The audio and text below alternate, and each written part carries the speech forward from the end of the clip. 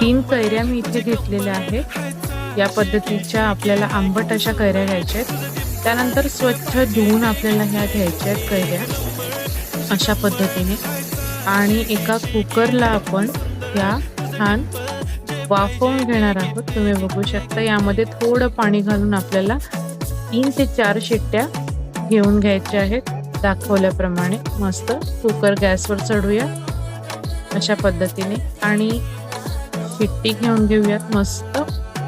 एकदा कैरी नरम झाली की त्याचं छान आपल्याला पन्ह करता येईल. या पद्धतीने वाफ काढून घ्यायची 3 ते 4 शिट्ट्या झाल्यानंतर आणि कैऱ्या इथे रेडी झालेल्या आहेत. एका बाउलमध्ये आपल्याला कैऱ्या या पद्धतीने काढून घ्यायच्या आहेत. त्यामध्ये थोडं थंड पाणी घालून या पद्धतीने आपल्याला आंब्याचा रस जे आपण काढतो तसाच कैरीचा सुद्धा गर आपल्याला पाण्याच्या साहाय्याने काढून घ्यायचा आहे. त्यामध्ये चवीनुसार तुम्ही जिरं ऍड करू शकता, जिरं पावडर. त्यानंतर गूळ पावडर इथे मी ऍड केलेली आहे. कैरीचा आंबटपणा पाहून तुम्हाला गोडपणा यामध्ये ऍड करायचा आहे.